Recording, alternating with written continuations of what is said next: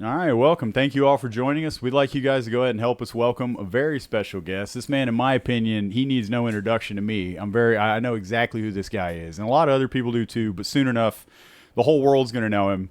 So, without further ado, the man known as SoftmaxPlus, otherwise known Michael Sawan. Hey, how you doing?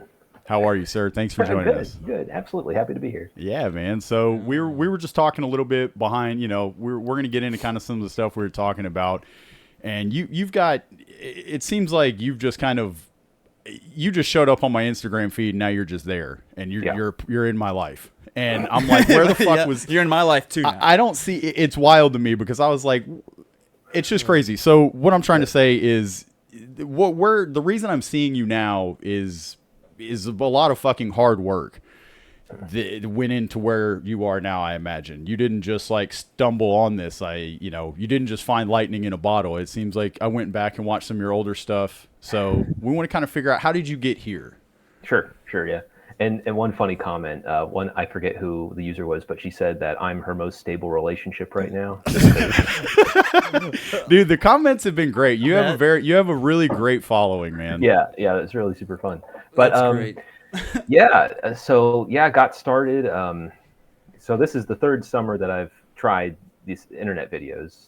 2 summers ago, I was thinking more of like a long form kind of. Well, gosh, even before that, I was really into.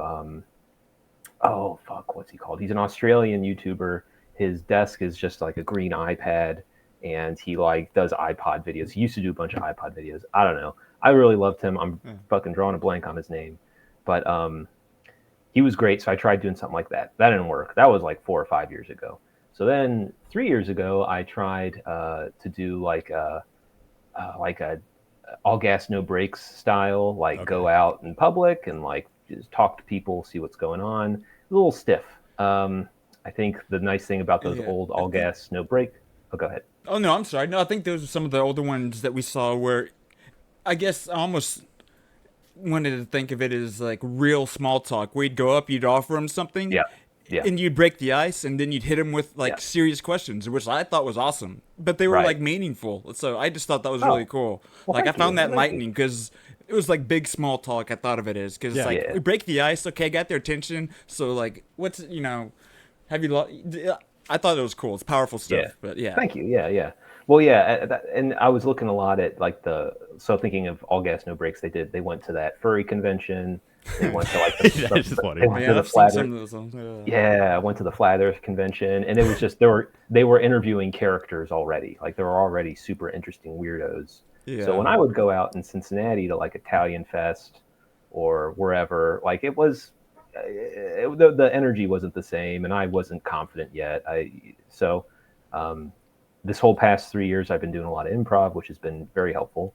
And yeah, I went out last summer, realized long videos are too time consuming. I'm just going to try and do short videos. I had bought the suit.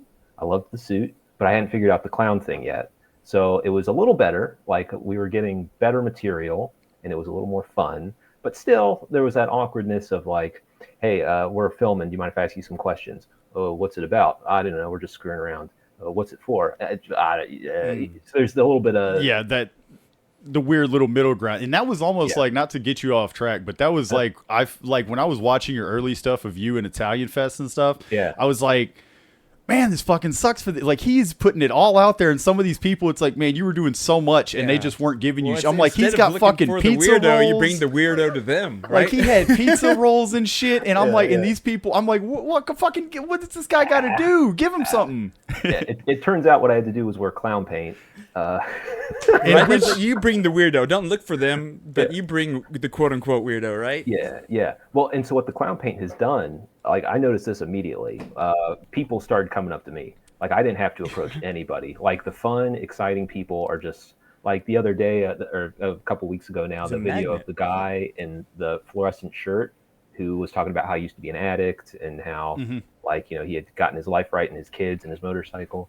And like we were literally just walking through the parking lot, me and my friends. He was leaving the parking lot in his truck. He stopped his truck, got out, and approached us because he was just like, "What's going on, guys? That's I got to show awesome. you this magic trick. Let me show you this magic trick." And then Aaron, the guy who films, he just started recording, and that was it. I had no effort on my part. That Dude, guy that's just awesome. came out of the woodwork. Yeah, it was awesome. So it's magnetic. This Yeah. persona you've created, which is awesome. I'm telling you, it is, dude, because it was like and that's one of the things. It's like I wanted to kind of get to later, but it's almost like, in a sense, like, you know, like Bane in the Dark Knight movie, where he was like, nobody cared who I was till I put on the mask. Like, but he puts on the clown paint, and then everybody, and I love it. I mean, because to me, I mean, it's super original in a sense. I mean, everybody could say, you know, yeah, there's been the guy Yucko the clown, but he would go out on the street. He was super vulgar, and the dude would just roast everybody. Yeah, I mean, hilarious. But I mean, your stuff is totally different. You have a way more approachable style, and to me, it seems more. I don't know. It's just genuine, and out of all of just the sea of just kind of copycat bullshit on Instagram and social media, super cool to see what you're doing. Awesome. So yeah, I mean, it's funny that you say that though, about how, like, kind of now once you put that on, you're not having to go through that stage of you don't really have to do the work. It's all kind of there. Yeah, people are very open. They're very willing to just jump right in. It's great. Okay, so at what point when did you start, like, writing books? Like, when did all that start? I mean, have you always been into books since you were a kid? Yeah, so like I've always just enjoyed writing. It's just something I've done just since middle or high school, just in, like, you know, when I was supposed to be doing something else. It was always fun to write. Like in college, I was one of my focuses was music composition, so I was writing like a lot of like sheet music and stuff. And my senior project was to write a like the introductory movement of like an opera, of a big, like, large orchestral scale piece of music. Nice. And so I had to do that. And then for fun, I wrote what's called a libretto, like the script to the opera. Like, that was just for fun. That wasn't for grading. I just thought that would be cool. Yeah. So I've always enjoyed writing. And then in 2016, but I never really, like, I was always scared of taking it seriously. Like in probably 2015, 2014, I kind of had like a quarter life crisis where it was like I was just playing a lot of music and like part-time minimum wage jobs. And I was like, shit, I need to, like, get back to school. I need to, you know, get an actual, like, skills and job. And that led to office work, and then office work is boring and you have a lot of downtime. Yeah, I know. So in this downtime, I was like, you know what? I'm actually going to, like, try. I'm going to take writing seriously, and I'm going to actually try and like go for it. So yeah, 2016, to any aspiring writers, you will suck at first. That's normal. You just got to write. You just got to write and write and write, and then edit, and read. And before you know it, you'll have a sense of taste in what you like. And before you know it, your drafts won't be so bad. And it kind of snowballed. 2016. Develop a voice too over all of that too, right? Definitely. So, Definitely. You find your voice, I suppose, which that's always very cool. So does it ever get to be the little, I mean, I still, like, in my opinion, you're like on this arc right now. And I mean, you're fucking, like, rocketing up pretty quick, in my opinion. And so, you know, you still, I'm sure, have a long way to go in your mind and stuff you want to do. But is it kind of weird or crazy or, like, surreal to look back and be like, from where you started on your early YouTube videos and with your writing and, like you said, your quarter life crisis with all those things, is that kind of surreal to look back on and to where you are now? 100%. This all blew up within the last, like, month and a half. That's awesome. Dude, this is like right when he found you. Dude, I'm telling you, this is fucking cool, man. So yeah, that's awesome. No, very strange. The whole thing has been super weird. I've never gotten more female attention in my life. There we go. That's my guy. There we go. You're in a relationship that you didn't even know about until they commented about it, right? Yeah, right. Yeah, right. The whole thing's weird. A lot of people have started messaging me, like, for advice, like Lyle the advice gecko, you know, therapy gecko. Dude. Like people are taking me very seriously. Yeah. It's unreal. Yeah, I've been seeing all the love you've been getting from fans. Them doing all the murals and shit. They painted something. I'm like, dude, that's cool. And I mean, that's got to be so cool for you, thinking that, like, oh man, I got to get my shit straight. I'm just working some fucking jobs. I need to go, you know, I need to get my life in order. And then you start, you know, doing that, what everybody expects that to be. And then all of a sudden you're like, fuck that. And you do your own thing. And now it's like, you're just getting all this love. Right now I'm still doing all of it. Like, I still have my full-time job. I'm going to keep doing it for the foreseeable future. I think the next thing I'm waiting on is like, poof, a literary agent. That'd be cool. If some literary agent wants to make money off me, cause come on over. I'm sure. Yeah. I'm sure you won't have any right. problem, man. And not to No, skip yeah. around too much, but you bringing that up. Me and him. Oh, so I was reading your book, and I flipped to the very one? back. With the first one, the When in Doubt. Which, good lord, I'm gonna have to talk to you about that book, buddy. Sure. But in the back of this book, it says Coppell, Texas, is like where Wow. where they're made or printed. In the very Oh. back, Wow. it says "Made in USA, Coppell, Texas, 22nd of June, 2024." And Coppell is like 15 minutes from my house. All right. Wow. So Yeah. That speaks to Amazon. Did you order off Amazon? yeah, Okay, because I don't know how their network works. So if you paid, I think $15 for that, 15. is that right? Yep. So they keep $10 or the $10 and change. I get like $4.75, but they're doing all of the work. Like Yeah. the words are mine, but the actual physical book, that mechanism they have in place of it, the printing is literally like what'd you say, 15 minutes away or whatever. yeah, it's 15 minutes This from is my crazy house. how close it happened to be Yeah. to where we live or at. So yeah, Yeah. that was fascinating. So ideally, I would use like a local publisher or something, ethically. In a perfect world, right? Yeah. But boy, God, they're doing a good fucking job. Dude, yeah. So, The efficiency is like, oh, Yeah. you can't argue with it. You know? yeah. Yeah, and so Is it- Pumpkin Publishing, that's something you came up with? Yeah, I had to put something on it, so I just made that up. That's It's fucking not- cool though, honestly. Yeah. I think Pumpkin Publishing is cool because then you do it on all your little replies. You put the little pumpkin face on Yeah, the dude. yeah. Yeah, it's just part of the brand. Yeah. You know? So it's Yeah. it's funny that this is all just kind of, you said it's blown up within just the past few months. Yeah. Holy shit. Yeah, that's wild. And one thing that I just love hearing is just you dress up like a clown and somebody that, obviously people would see and not think of as serious or someone to seek advice. But Yeah. it's the contrast. It's like if I was out there looking like a professional psychologist, no one would come Nobody up to give you. But you now shit. you dress up like a clown and people come to you for life advice. But it's great it's because of the message you're delivering and the questions and the statements you're making. So that's what's kind of grabbed my attention. Is cool is that I don't know, just the message in just the different points and commentary and little insights that you have in the short snippets. It's like it exposes a lot about just your mind and thinking, at least, or what's your persona. But I take it a lot of that is reflecting internally thoughts and opinions, right? It might just be magnified to an extent, or if that's just an assumption. But that dynamic I love and I find fascinating. Just the psychology of people, and that I'm just up like a clown, and now you can take me serious. Okay, that makes Well, and sense. also I feel like Right? he's more approachable. Yeah, No, yeah, it's just fascinating. It's just like just watching it. It's just fascinating. Yeah. Yeah. Well, the whole clown thing, like, so I wasn't familiar with clown stuff like 3 or 6 months ago. Like I thought of clowns as like, there's It, and then there's Ronald McDonald, Right. and like birthday clowns, John Wayne Gacy, and like that's all I knew about clowns. But then through improv, our improv coach there, Colin Thornton, he runs Improv Cincinnati.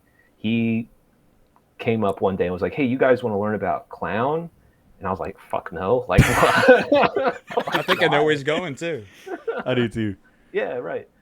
But then, he explained it a little bit. He, this concept of a theater clown, that goes back to like silent movies, and then the idea that clown is still like, especially in Europe, like a legitimate, like interesting, fun theater art. We have a guy in town, Jerome York, who teaches at University of Dayton in Ohio. And so he came in, he worked with this improv team I'm on for about a month, and he was just teaching us about, this theater clown concept. It's about being completely honest. It's about accepting failure and turning failure into success. It's about, Interesting. it's about just being totally open as if you were like a child, whatever pops into your head that's not like, offensive or racist or whatever. Yeah. Just letting it out, just being authentically yourself and very open to whatever happens. So in that respect, it was great. That's No, like- that's for me, badass. I never even. Yeah, that's fucking crazy because I'm like you as well. I mean, I knew about like was it the clown, the Emmett Kelly? Was Emmett Kelly? Wasn't he a clown or was he somebody? Was he a painter? He was the sad clown. Oh, okay. Emmett Kelly was the sad clown. I think I know what you're talking about. He's the yeah. one in that picture. I put the little doll on the fuck of reading the book on your Oh. Instagram or whatever. That was that's the Emmett Kelly doll. Okay. Got So it, I know got of it. Emmett Kelly, So but I didn't. It's a whole style of Yeah. performance art. Yeah, but I'm like, I that's didn't- deeper than I ever knew. Yeah, that's Like cool. this is educational for me, which is cool. You know. Cool stuff. So also too, we're gonna get back to the clown thing because it was something we wanted to bring up about that. But so you had mentioned it about how you still have your job. I mean, does your job? Did they seen you? Did you show? How did that go? Did they show up to work and your boss is like, what yeah, the fuck? they know. Yeah, they know. The way you said that, all right. Yeah. Luckily, I work for an arts organization in Oh, cool. Cincinnati. It's like a regional Broadway theater. So Okay. like we have like regional Broadway musicals coming through, like Book of Mormon. If you've seen Book of Mormon, Okay. it's raw. Yeah, It's- very, yeah. So like the tolerance level at my job is high. As long as I'm not out there like spouting hate speech or something, they're cool with it. They're for it. Yeah. Awesome. So, but them discover like some of the videos that blew up, especially on Instagram, like the UDF one. Yeah. That after that happened, my coworkers started like messaging me on Slack, like, "Oh my God, my friend just showed me this video that you're in. This is you, right? You want to get lunch sometime?" Like those sorts of messages.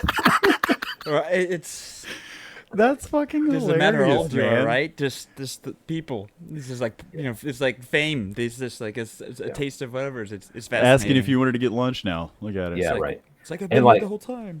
And I'm worried too. Well, I was worried because, like, especially Parasociopath, like I set out to write the grossest book I could, and so it's raw. Like, I mean, if you sit down and read Parasociopath, it's like, who the fuck wrote this? Like, what is that? that was my perspective. I thought it was like so heinous. But then and so I was worried about like my coworkers seeing that and being like, "What's he fucking doing back there?" Like, Right. Well, that's like in When in Doubt. I mean, yeah. I didn't see that coming. I'm gonna say that I didn't see that whole fucking thing happening there, that little triangle.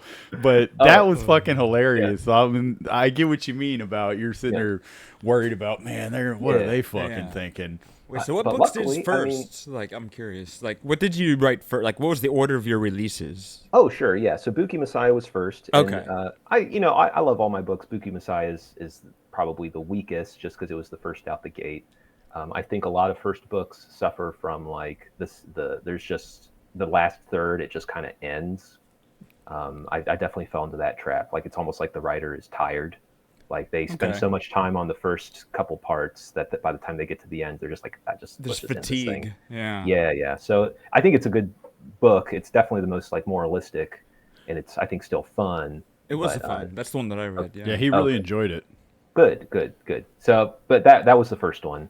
Then it gets kind of muddled. Parasociopath was the next one I started working on, but it was too gross. It was really like just sort of depressing to write, and wow. and I just was like I wasn't feeling it. So I finished it, but the whole second half I eventually ended up trashing because it was just Oh, like wow. I finished it, but it was trash. So I abandoned that one. Around that point, my brother and I had been joking a lot about the Pizza Boys, like our fake gang, because all Okay. that sort of stuff. We had been joking about it, but the joke of like, you should write a book about that. Go ahead and write a book about the Pizza Boys. So that was the next one. That also was around the time the pandemic started. So there's a lot of so during lockdown and stuff, that's when I started working on that, which is also once on lockdown. One of my college friends reached out and they were starting a writing group. So that was great to be with my writing friends, my old college writing friends. And so then we were like sending work back and forth. That was really propulsive. Finished Pepperoni Powerhouse, started When in Doubt, finished that one, and then eventually came back around to Parasociopath and finished it. Well, I can't read the one that you don't like. I'm fucking pumped. If you say that's a shit show, sign me Right. up, dude. Because I was like, that fucking When in Doubt had me, man. I mean, there was, Oh, good. I legitimately was cracking the fuck up during this book. Yeah, good. Okay. No, thank you. So And the there's like a nice thing- director's cut of Parasociopath that we'll never know. Right? Oh, you got to release it, man. No, it's sincerely bad. Like the first draft, the first draft, the whole second half is just it's just not good. So I was happy to trash it, and luckily people have finished it and given me feedback, and it said, "Oh, it's not that bad." Like it's rough, but if you're into truly dark and twisted books, Yeah. like the bar is so high right now. My idea of the darkest thing possible is like not that bad. So That's hilarious. Well, now Yeah. your video of you in the garbage can makes sense. You like, don't buy this book. It's fucking yeah, garbage. no, I'm being like sincere. Like, I mean, it's funny. Yeah, And it's that's sort of a awesome. reverse psychology thing to somebody who doesn't know. But yeah, no, I was sincerely, that was before I got the feedback of like, oh, it's not that bad.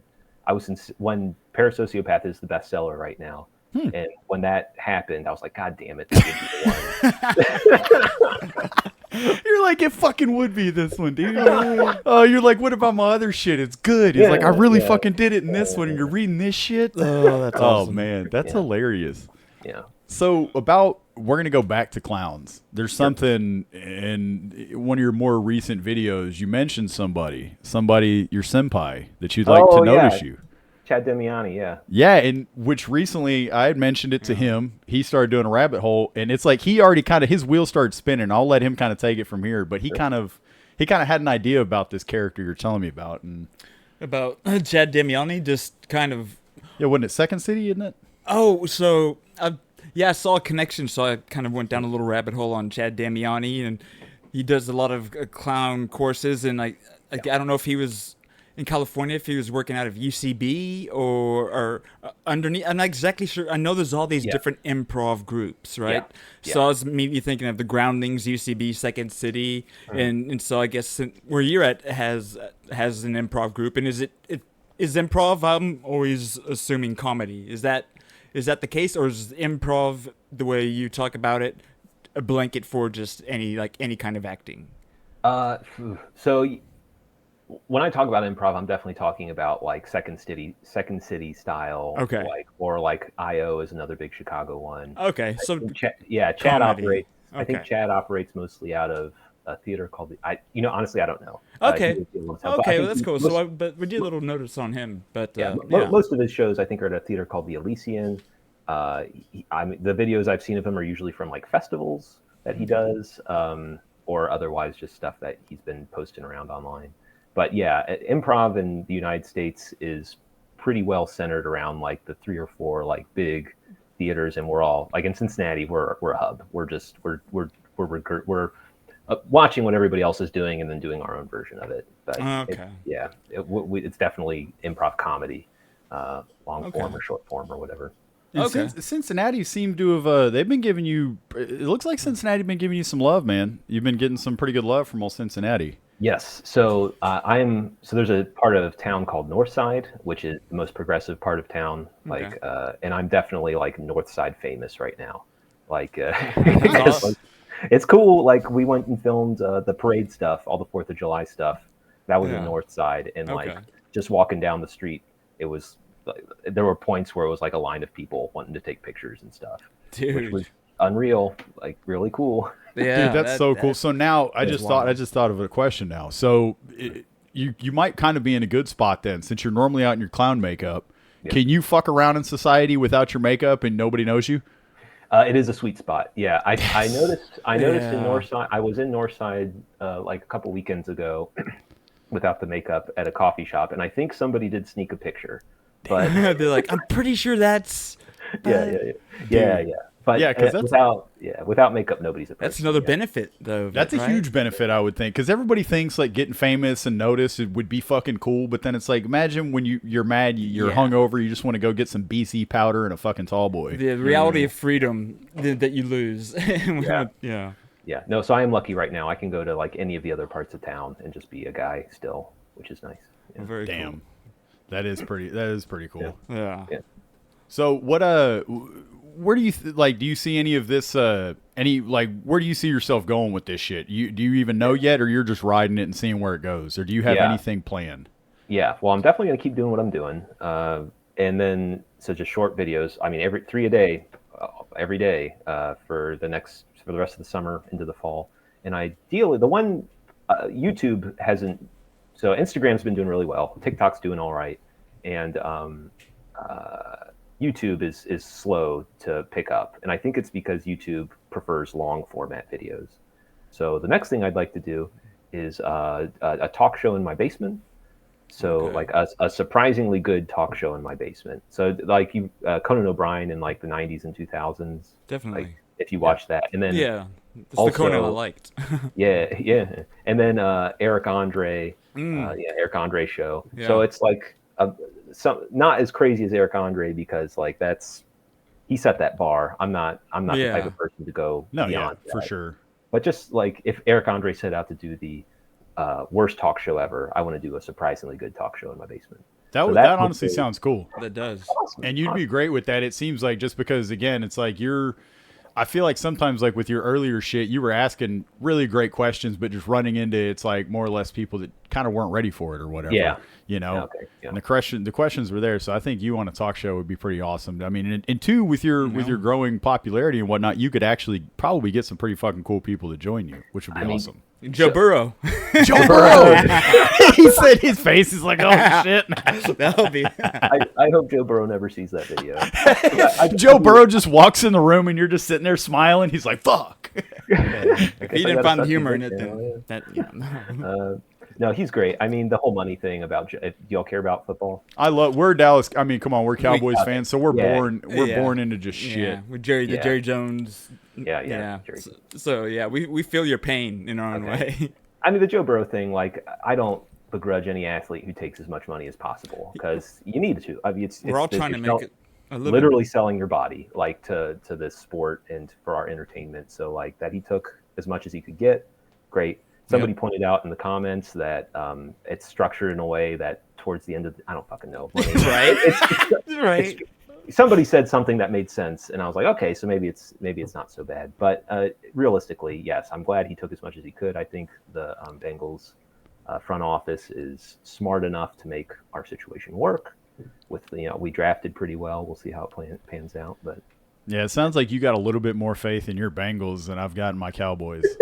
oh no. And I'm a Bengals fan. I had when I was a kid, I got a Chad Johnson jersey. I had to have it, man. So I still got Boomer, right? Esiason when he hit Boomer. Yeah, That's the one I remember the most, at Yeah. least in my younger years. Yeah. the old Good old Bengals, Boomer. man. I'm fucking pulling for them. God damn, they need it.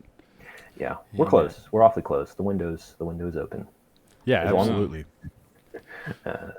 So you've got this thing. You say you're looking to do your talk show, and that's great. But then I saw you had shared something. You were talking about that improv class. Do you teach improv, or were you like trying to promote the part, like the school or whatever you're a part of in Cincinnati? Yeah. So Improv Cincinnati, I do teach a 101 class there, just the intro class.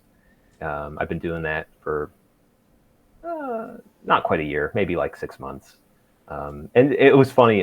So again, Colin, the guy who runs the theater, a couple weeks ago, he asked like, "Hey, you want to teach this 101 class on Saturdays? It might not be happening. We only have like 6 people signed up, and we try to get 14 for a class, just because if it's too low, it's too many reps and people get overwhelmed and all that." So he said, "Do you want to teach this class? It might not happen." And I said, "Sure. Let me see if I can leverage my my following." Right. And, so yeah, I posted that story about it. I don't know if it worked. Some of the people were aware that I was doing clown stuff, but I think they were aware of it separately from having. I don't think I actually sold any. Right. But we did end up at like 10 or 11 people, just luckily. So That's I pretty cool. anticipate there's just a lag between people connecting the dots, maybe. Yeah. You know, Yeah. because I know if it's almost like, wait, that guy's teaching something. I could, like, they were thinking that could bring a draw. So Right. I would think so, but I guess you never know. Also, it's like $250 to take this class. I mean, it's Isn't it like 7 classes though? 7 classes, and each class is 2.5 hours, and it's good content. Like, I mean, if you want to try improv, then it's worth it. But Yeah. also, like, for somebody who's just watching internet videos to be asked for $250, that's, I could see why that would be a big Unless they think they're really funny and they got it. yeah. No, so I was gonna. Do you mind if we talk at all about your books? Do you want us to not talk about them in fear that people, we're gonna spoiler alert? Go for it. Awesome. Yeah, So this one turns out to be your mom's favorite. Correct? Is that was true? Yeah. So I have a different. I have a smaller book that's just the first like 3 or 4 chapters of each of the books. It's like a sampler that I was giving out to people, and so I gave that to my parents, and just based on the first 3 chapters, that one was her favorite. Yeah, she likes Lefkitas. She likes she just thinks he's a silly little man. And how can you not? And the whole time I'm reading this thing, I'm just sitting here thinking, like, I can't help but think of picturing this as being a movie or something. Nice. And it was making me crack up even fucking more, because when you got to the description of Lefkidas, I believe you said something about what he's I don't know if I have it dog eared. He's paper white with colorless hair. Yeah. What?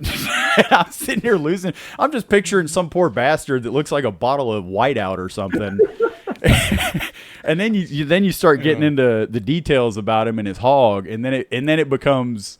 Then I understand. When in doubt, whip it out. Yep. Okay. All right. So I started getting to it, and probably one of the funniest fucking parts is when he finds himself in that sticky situation between three people in that room, and he says to himself, he's like, I can't dick my way out of this one.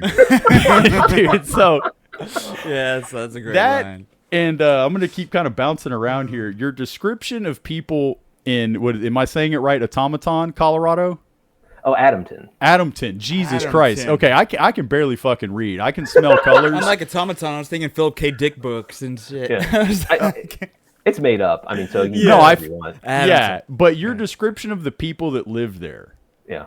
in Colorado, it seems almost like you're just describing people in Colorado as well. Like, I know the place is fictional, but I'm like, the dude's talking about like Colorado, like Yeah. the hot dog colored skin and these people dragging hundreds of dollars worth of shit to go camp in dirt, like.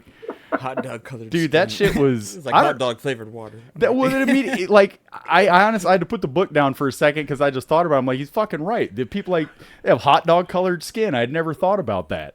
The skin of a hot dog. Yeah. So does any of like how much of this stuff in your books is just shit that's out of your head, and how much of it is like something that's familiar, either a friend or something that's happened? Yeah. So it's with any writing, I think that's any good. It's from like real experience. So like actual observations and like real points of view. I think you can tell if a book is an authentic. It's I think like a pot boiler book where it's just like, all right, let's just walk through a plot. Let's just get this thing over with and it's done. And it doesn't really stick with you because it's not really coming from a real place. It's based more on like just a plot and maybe a interesting character and it's done. But I love putting like observations in and things that maybe I don't necessarily believe, but that I've thought. Yeah, so like I love Colorado's great. I went on vacation to Colorado whenever a few years ago, and you know it was very nice people. You could take your dog everywhere. Mm-hmm. It was just a cool place. Weather was cool. Nice nature was cool. It just so happened that the people had hot dog colored skin. And they wore breathable fabrics over hot dog colored skin. Yeah. So thinking from Lefkidas' point of view, Lefkidas is a hater. Lefkidas hates everybody. He's miserable. Does. So he's going to latch on to that sort of detail and use it as a weapon. For me, it was just a funny thing to notice. Yeah. I'm not going to judge somebody based on that. But absolutely not. I just thought it was hilarious. Like, I'm like, dude, Lefkidas is a fucking dog. There's no two ways about it, man. He is just a straight dog. Yeah. So another thing. Oh God, what else was it? No, there was something. So you had a. It was the hot dog colored skin part. Oh fuck! What is? Oh, Cosman. Yeah. Is that? Do you got a buddy like him or something? Huh?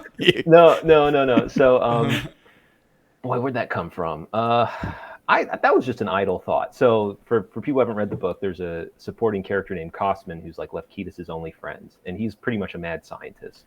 And his main goal in life is to facilitate human-animal communication so that he can have consensual sex with an animal. Any animal. He doesn't even care. He just wants to have consensual sex with an animal. That idea... Yeah, that makes sense. Well, I was just thinking because people have been trying to communicate with animals for a while, and we haven't really figured it out. They're the dogs who have the buttons, like, feed me, feed me, feed me. Right. Out. Like, that's they're not having an actual conversation with any kind of depth or consent. Yeah. I was just thinking, like, the when somebody finally cracks that nut, when somebody actually figures out how to talk to an animal, it's because they want to fuck that animal. In the way society is going, that's gonna be the green light. That's gonna be the green light. That's Dude, So yeah, when I got into Kosman, I mean, I was just like, that How do you dude is spell that? cracking me up. It was Kosman, right? Yeah. Kosman. Awesome. Yeah. I don't know why it reminded me of the one question I was gonna have about book Messiah, just the Jerry Seinfeld references, and this yeah. made me think of Cosmo Kramer, and so I don't know if there probably wasn't an intentional connection to that in any way. I don't know, but do you like Seinfeld? Like, yeah. you just kind of pick like that, and because he did a couple jabs about figures out of like respect, because I love Seinfeld as well. Yeah.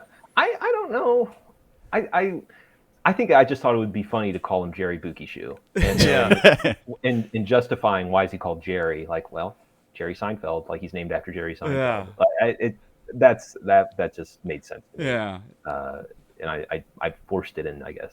Yeah, it was a lot of fun though. Just from my experience reading the book, just it seemed a lot of subtext and commentary on society and just different things, and just how a person can have seemingly good morality and still end up completely evil whilst trying to think that they're doing good. So it was pretty. I enjoyed the book. So Great. Well, that was your first one, but it sounds like the most tame by far, based on what I heard. But, yeah. So but I liked it. I definitely did. There's only one little sex scene in that book. Yeah, and it's Yeah, let me tell you, nothing like what you're probably gonna find in Win and Dell. Let me tell you that. Also too, the way you described that poor bastard, that German fella Mueller. Yeah. What he said, his face looked like a slash of beef or something. A side of beef with a slash in it. I was just like, God. Yeah. No, I had a girlfriend whose dad looked a little like that. I was curious to see where the end of that sentence was going. No. She was great. She was great. Oh man. And no, the dad was also handsome. It's just, I don't know if you've observed this, but like somebody can look German. Like there's a German look, like the kind of the catcher's mitt kind of face. No, definitely.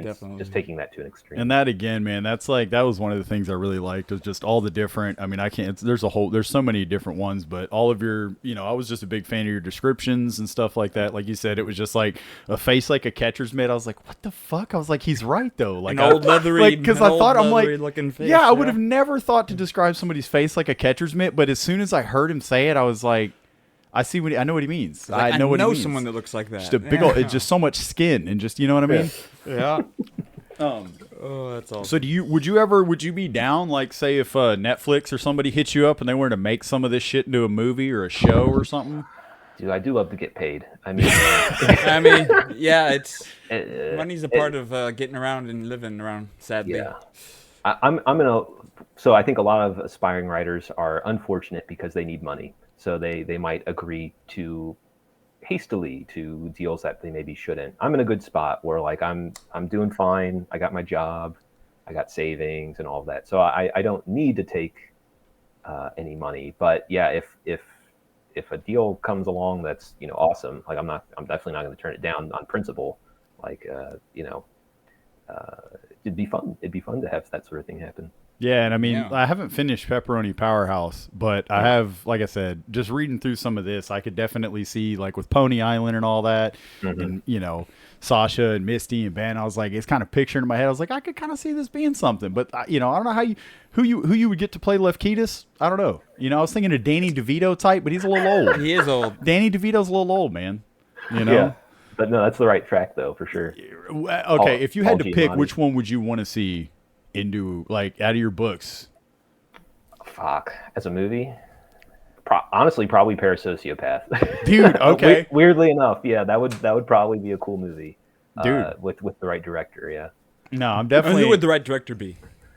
I don't know. I've completely fallen off with like watching anything, like shows and movies and all of that. Like I'm completely in the dark. But if it was like a experimental, not afraid to make bold choices type director, because Gaspar Noir, if you've ever seen Into the Void, this French Argentinian director, I would say he would probably do it.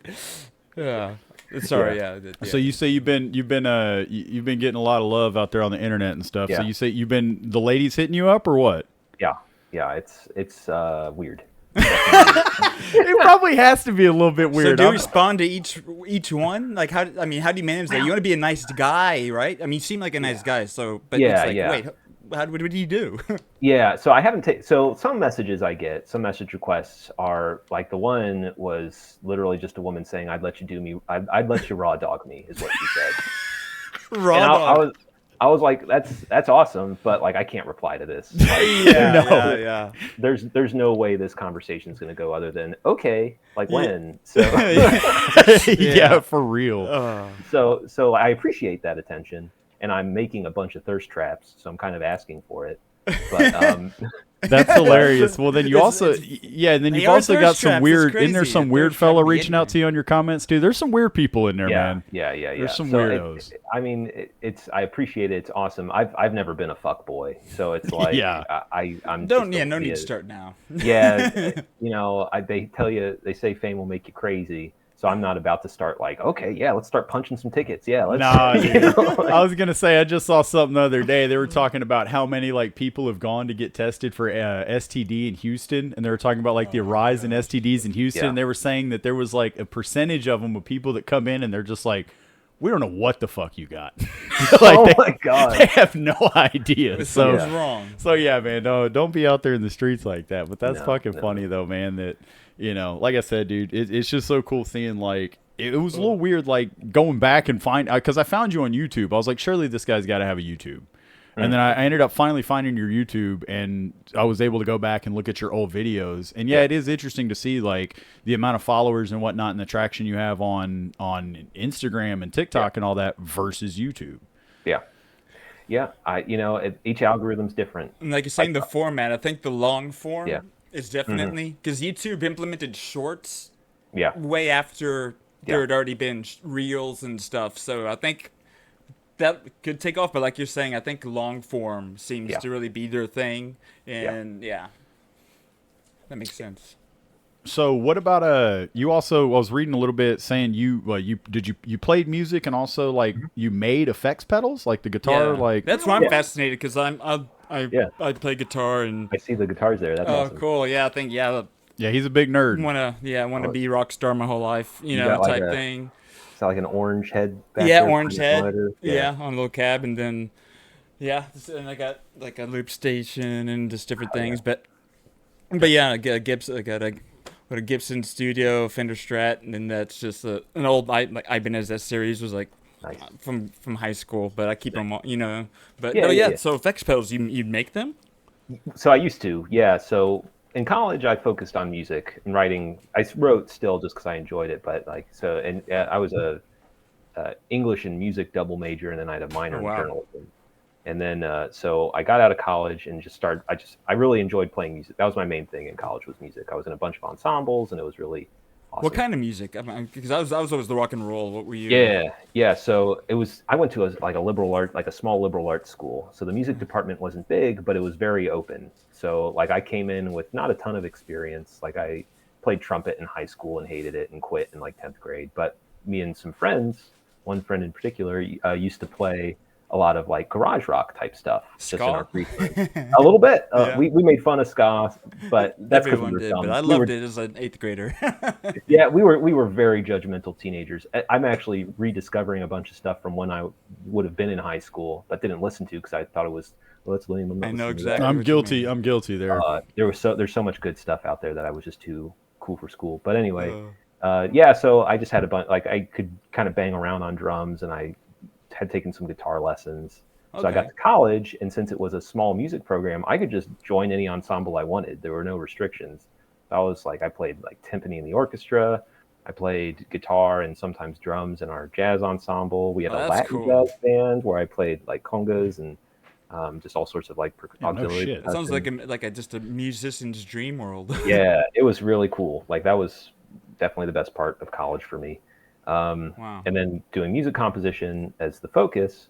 So I got to learn about all the different instruments and listen to lots of different types of music. And then got out of college, came back to Cincinnati, and that's all I wanted to keep doing. So I joined a bunch of like rock bands. And there's like YouTube. A lot of this stuff, there's like a YouTube playlist I made that's linked on the website of all the bands I was in. So Okay. you can watch some of that stuff. But it was a lot of like kind of noisy rock type stuff. Pavement-ish and all that. Pavement. Dinosaur Junior style, or like Sonic yeah. Youth? Yeah, definitely. So Okay. yeah, like we were, and speaking of North Side again, like a lot of North Side bars, a lot of like that sort of thing. Okay. And yeah, so a part of being again, I had all these part-time minimum wage jobs, so I didn't have a ton of money, but I loved gear, so I would just buy cheap broken stuff and teach myself how to fix it, and then eventually I would, you want to buy a pedal, like you want like the Klon Centaur or whatever, but they're like $1 million. Yeah. You can just make your own. The components aren't expensive. The schematics are out there. So then I started, learning to solder and learning to, fix broken pedals or build pedals from scratch. That's fucking badass. That is. Yeah, it's not impossible. There's some safety things, especially when you work on guitar amplifiers. They can kill you, but No shit. yeah, I'm not even joking. They got enough like amps and shit or what? Yep. So, and you unplug it and you think it's safe, but there's a component called a capacitor. They're usually filter capacitors Yeah, that not the will. flux capacitor, but But Yeah, if you touch it and it's still hot, like still has a charge, it'll just that's exactly. It behaves like a battery, so it just Holy stores shit. that charge, and it will slowly deplete over time. But if you unplug it and then stick your hand in, you essentially get shocked. So is there like a waiting time, or is there something you're supposed to do before you touch it? Like how do Yeah. you figure that out? Yeah, you can discharge the charge. You can use like it's this a little tool. You hook up your tool to the ground bus on the amplifier, and then you just sort of poke one of the one of the ends of the capacitor to discharge what's in the capacitor to ground, making it safe. That makes And then sense. you have a multimeter, so you can test the voltage and make sure that. I was gonna say what poor see, you bastard. could teach a lot of figured that out. classes on a lot of stuff. He could just open up his own Softmax school Ways of like fucking improv, jack of all music, trades. pedal construction, and Fucking teach you how to write a fugue on top of it. yeah. Yeah. You're making I'm me sure- feel really untalented here. Nah. I've always liked dabbling. Like that's cool. I've been alive long enough to have dabbled a lot. So yeah, it just sort of adds up as you keep going. Speaking of which, if you don't mind, how old are you? We've been trying to guess. I don't know. I am 35 years old. 35. Damn. You owe me $200. No, I'm kidding. I'm the Nah, oldest. he doesn't- I'm the oldest one here. Then, yeah. Yeah, honestly, dude, I thought you were fucking younger. Like, when I was like looking at you with clown paint and everything, I'm like, this guy's not that fucking old. 20 something. I don't know, 27, 29, 30, something like that. And then, your older videos, like it's crazy. Like your older stuff with the goatee, I'm like, nah, this guy's a little older than I thought. That goatee and shit, dude, that was tough. Thank you. Facial hair makes a difference. But no, I'm totally lost. Some of the comments I get are from like Gen Z, like Zoomers, and like I think I know what they're saying. But then you're like, I don't want to comment back and agree to something here. Yeah. Urban Dictionary. Let me look this up real quick. Yeah, for no real. shit, man. Definitely getting some of those. Yeah, I'm also lost in that whole regard of things. Do you ever think you would you'd start like a fucking band again, or you start a clown band? Well, my high school friend, his name's Trent. We played music a ton in high school. We kept in touch. He's married now, and he and his wife have a band, and I play drums in their band every so often. We're all busy, so we haven't met in like a month or two, but we do still do that. We're gonna meet actually, I think, a week from Wednesday, so that'll be good. And we'll just play in like bars, and we might record. And yeah, I would, if and when I either get fired or quit my job, I would like to start making music again, like recording in my basement and maybe bands and all. But I think as far as clown stuff, it would be awesome. There are other actual like improvisers I'm around who have like actual like circus arts clown training. Oh shit! On top of being like actors and improvisers, so it'd be cool to do like some sort of performance with them. I don't know what that would look like. Like something legit. Yeah, y'all could cook some shit up, I'm sure. It would be fun. Yeah. Like elevate it to a whole nother plane almost. Right? So I had a question too. This is an idea. Like, and I know you've got your own shit. You're doing your own thing. You ever thought about? So there was that one video of you just waking up on the side of the road. Yeah. And you made a bromosa with a Miller High Life and a fucking Emergency. Yeah. And immediately I was like, this dude's sitting in the stands at a Cincinnati Reds game, just in his full makeup, and just all of a sudden just like pull out dude, you should do that. That'd be hilarious. Just go to a Reds game and just be sitting by yourself and just like dump some Emergency in a beer. Yep. Oh my God. That'd be fucking right. great. See this And that'd be a cool, I mean, the Reds games, like, they a lot of times don't sell great. No. So like I'm just get the $8 seat and then just wander around talking to people. That somebody else brought up that same idea. You're on the right track. I think I'm eventually going to do that. Dude, a Reds game would be legit because they've got two, like, I mean, they've got a good little following, everything. You know, they've got their hardcore fans. And I mean, baseball games, like you said, is a great spot for that. So I just pictured in my mind, I was like, I could totally see him like on some fucking video and nobody has any idea who he is. And just like, this guy's drinking emergency in a beer. How did that taste? Did you drink it, right? So it was very good at first because I think it was mostly the emergency on the top. So it was very sweet and like frothy and cool. But yeah, about around the time we got to that dumpster that I jumped in, it was just it was warm and it was not good by the end. No, it was chalky. Yeah, right. I was glad to be finished with it. Yeah, dude, no shit. And so you say, so who's this dude that's filming you? Like, he just a buddy of yours or what? Because I mean, there's behind every successful person on the internet getting recorded, there's a cameraman there. Yeah, Aaron's awesome. Yeah, so he's somebody I know through Improv Cincinnati. He's an improviser. He's great. So when I'd gone out before, what I would tell people who were helping me was, you know what, just keep it wide. You can never bad to keep it wide. Just keep everything in frame. And then I'll like do like smash edits to like, you know, make sense, shift focus. And I told that to Aaron and he was like, okay. The other thing about Aaron is he's a marijuana enthusiast. So yeah. But like also he's the most responsible person I know. Like in terms of like, here's the time, here's when we're meeting. He's there. Like he's always down. He's always on time. It's an amazing combination I didn't know could exist. I've got a friend like that too. Went to law school and everything. One of the biggest enthusiasts. So yeah. Right. So something about his perspective, like he knows that he can keep it wide if he wants, but sometimes he just gets really.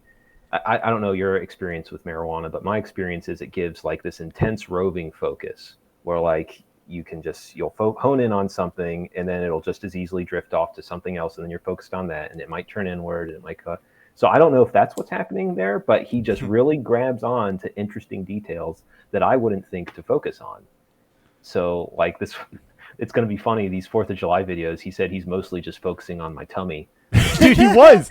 The one where you were going to talk to a squirrel or some shit and you turn around, I'm like, oh, you didn't have to do him like that? He's right. Yeah, he's right on the cinnamon rolls. Yeah. But or like the boxer video, the UDF video, like he knew, I didn't even know that guy was boxing back there. He just knew to like keep him as in frame as he could. The guy eventually wandered off, but you know, he's great. Yeah, dude, Aaron's a legend. And I've been wondering, like, what was he shooting on like an actual legit camera? Is it a phone? Yeah, so I think a couple years ago I bought, it's a Canon XA40, so it's like a camcorder. It looks like one of those old like DVI cameras, but it records to SD card. It can do 4K, but we do 1080p, like 30 frames per second, and I mean it's a quirky camera because its autofocus it's set to autofocus as quickly as possible, but still sometimes he'll zoom in and it'll just kind of linger out of focus and then snap, which again, happy accident. Happy accident. I think that ends up just looking cool. Yeah, no, for sure. That most definitely. Yeah, so he's really figured out. If you want to make internet videos, you don't have to spend a lot of money. Cell phone cameras are great. I would say focus more on audio. Like get some good wireless transmitters. Get clean, clear audio. People will tolerate weird video. They will not tolerate bad audio. No, you're not wrong about that. Dude, the amount of people I see that just get roasted for like the smallest audio shit. I mean, you're absolutely right. That and smudgy cameras. They're like, clean your fucking lens. Yeah. Which I get. I do get that. But there are sometimes people get real mad. It's like, you could see it. But, yeah, because I was gonna say on one of your videos I thought about messaging you and being like, yo, or commenting like what microphone do you use? And then literally the next video I see, you're in the dumpster talking shit about the microphone. And I'm like, yeah, fuck that microphone, dude. Yeah, I should have known better. That was a Mackie, whatever I said it was. And it was fine. Like if we were in the middle of the woods or something, it would be okay. But like, I think any little interference, especially if there's a lot of cell phones, it freaks out. It also just didn't. So the wireless transmitter plugs into it's just like an SM58 pretty much. it plugs in, and it's just like kind of janky and like shakes around a little bit. So I don't even know if it's making a firm connection. I just got a different one. That's what we used for the 4th of July parade. It's better. It's just like some Chinese brand. I don't even remember what it, X Vive or something. It got good reviews. I just thought that was funny. I was like literally thinking, I was like, this guy's mic sounds pretty good. Cause I bought some cause we are going to do some like outdoor recording or remote stuff, filming here and there. And I had bought these little bullshit mics, but they're not really that great. And I was like, what is that one? And then literally the next video, you're like, don't buy this fucking microphone. It's like, okay, so avoid that one. Yeah. I was like, fuck that. Not going to buy that one. And I should have listened. The reviews like said as much. And this was a year or two ago, and I was like, oh, it's probably fine. I'll give it a shot. User error. Yeah, you get out there, you're like they're all using it wrong. Yeah. No, that's what's up. Yeah, shout out Aaron, because I mean, dude, that's some good camera work and whatnot. Yeah. And as far as the UDF video, this was the UDF one here. Yep, and as far as that video goes, so that is, I do find it interesting. That's a convenience store that just they sell ice cream. They have like, is it like a little like a Brahms? Like, do they have a thing where they'll scoop it up, put it in a thing for you? It's an ice cream counter. It's the whole thing. I didn't think it was weird until recently. Like, it's UDF. Yeah, it's a convenience store. They have ice cream. That's normal. And then only after maybe 5 or 10 years ago, when we were like just at a 7-Eleven, in Oklahoma or something like that, I was like, oh yeah, there's no ice cream. Like, what? Yeah, I can't think of any convenience store. Yeah, we got nothing like that here, man. Like, you're going to a specialty place for that. I was honestly jealous. I was like, this is fucking bullshit. Cincinnati's got a convenience store that's got ice cream in it. It's good ice cream too. Like, that's the other weird thing. We're kind of blessed in Cincinnati. We have like 2 other really good ice cream places, only ice cream, like Grader's and Aglamisi's. Okay. And either of them are like really good. It's just there's different. Both are really good.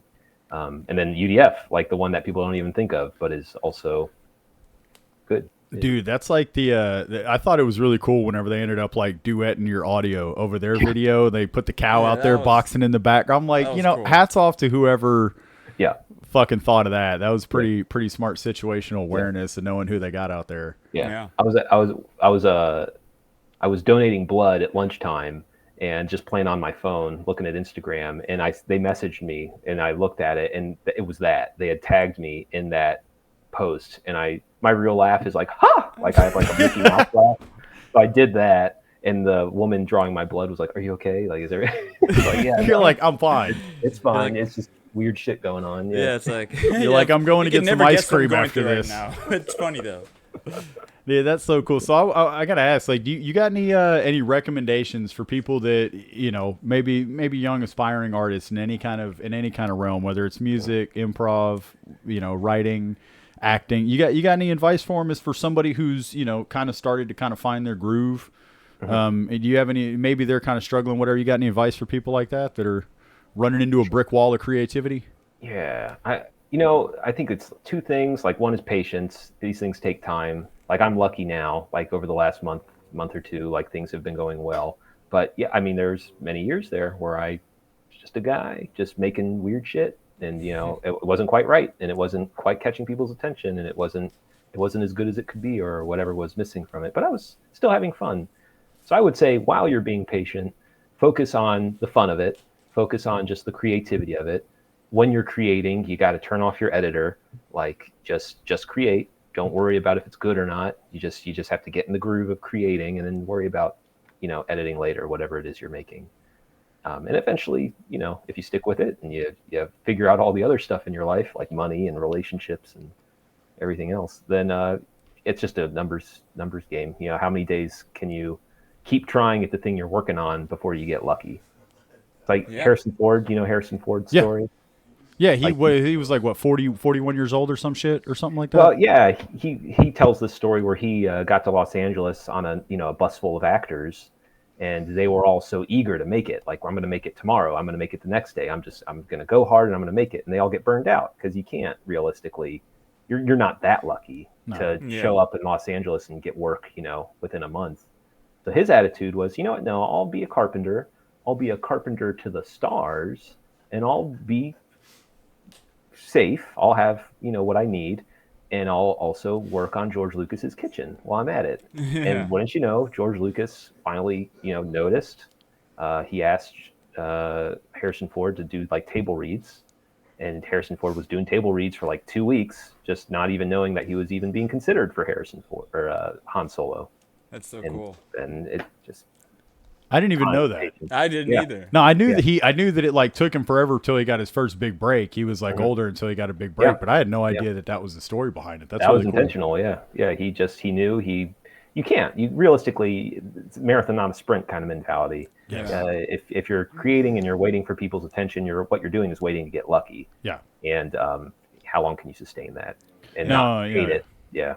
Yeah, no, what you're doing is cool, because I think the reason it's enjoyable and I connected with it personally is because to me it felt like what I was seeing was somebody who, regardless of if they were getting likes on their videos or feedback, you would have still been doing it. And so I wanted to, like, hats off to you for doing that. And like, that's the vibe I got from it. I got a very genuine thing where it's just like, you're out there doing your own thing, betting on yourself, and you're having fun. And that's the one thing I connect with this, is that I could tell that like you're actually enjoying yourself.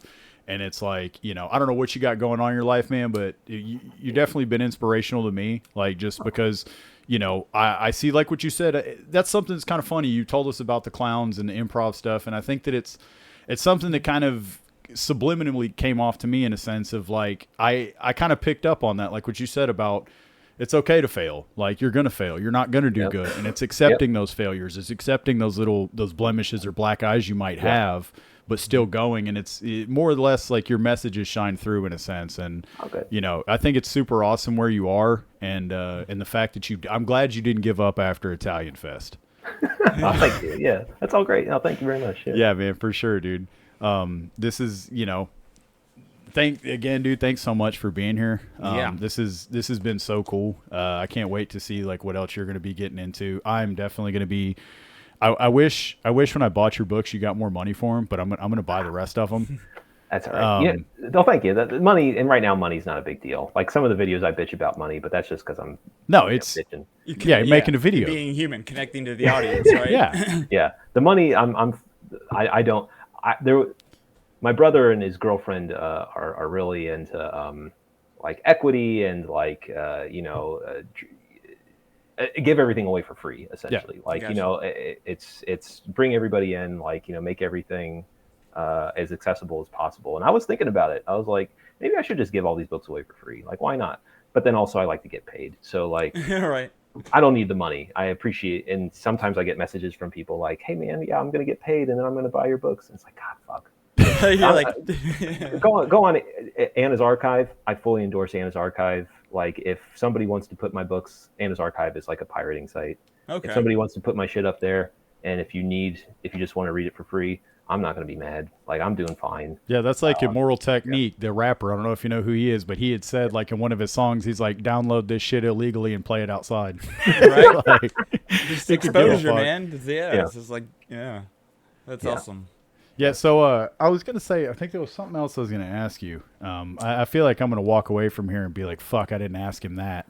Why does Left Ketis whip his dick out? That's a good question. That is a good question, but I kind of figured, I might have known why Left Ketis whips his dick out, and I thought it was because of the general size of the motherfucker. I mean, that sounds like homie's toting a hammer. It's situation diffuser, right? I mean, it's kind of, you whip it out in a confrontation, like, I'm not trying to fight somebody who's whipping out a gremlin.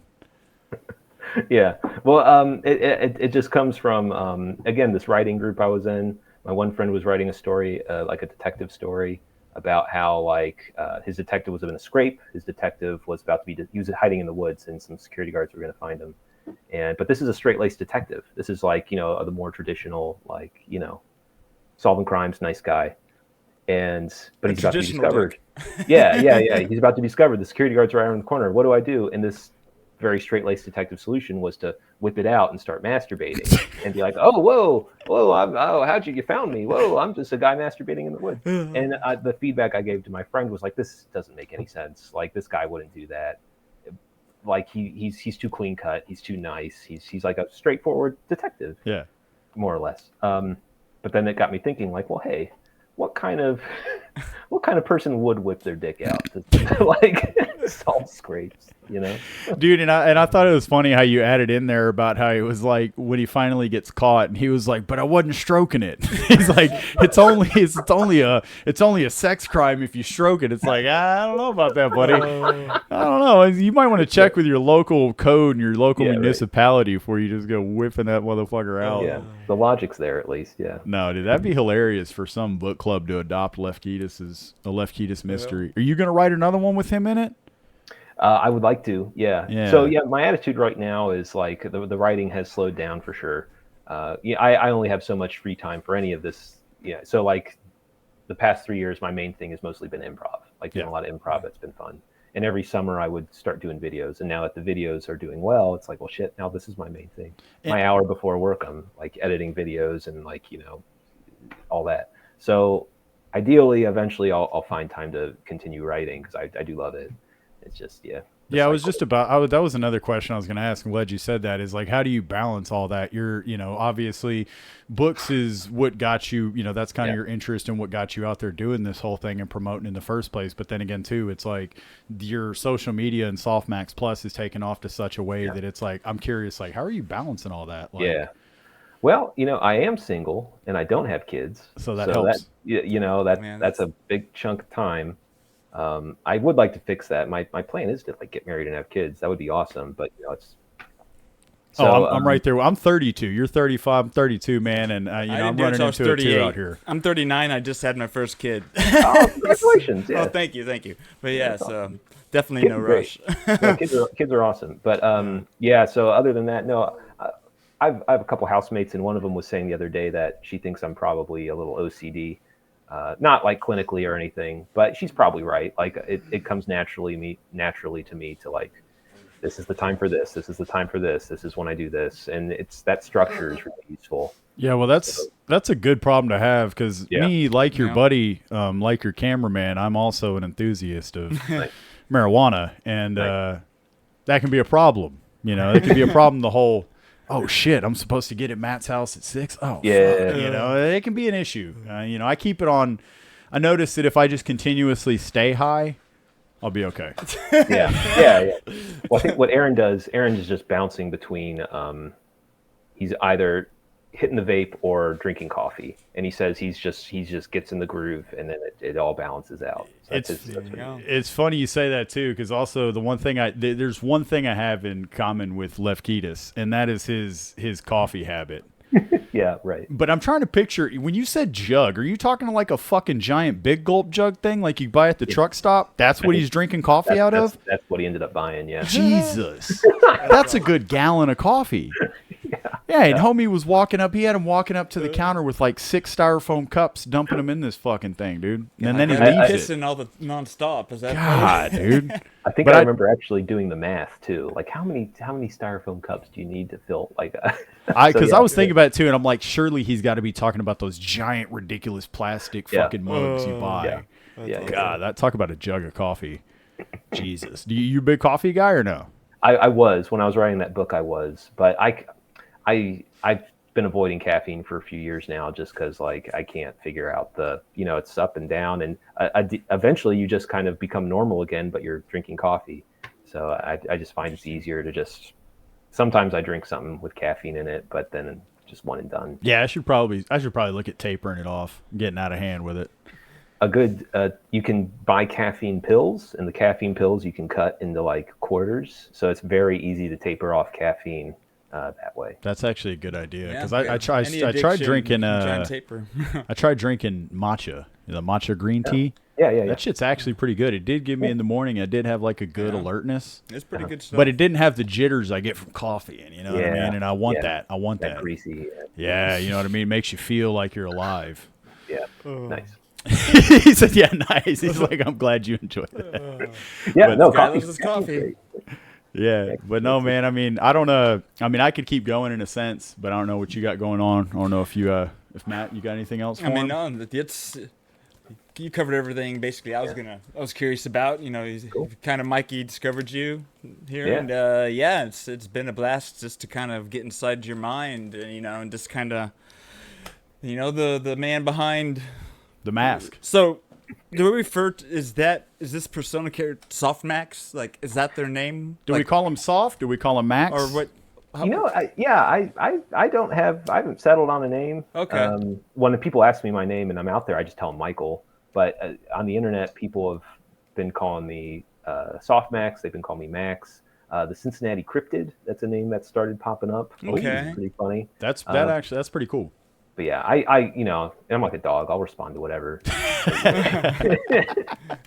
No, and that's awesome, man. Cool. Well, I'm thinking Softmax. So Softmax. that's what I'll probably always think of.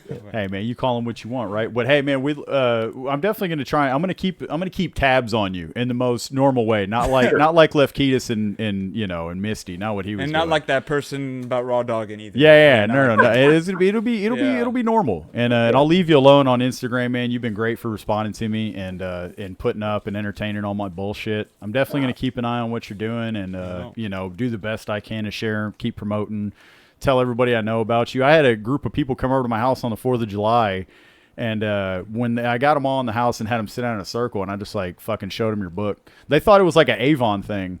Yeah. You know what I mean? Where I just bring them over. He pulled out a gun and said, "Hold on, you're gonna read hold on book." a second. Fucking check this guy out for a minute. So yeah, I'm gonna keep that up, dude. Thank you.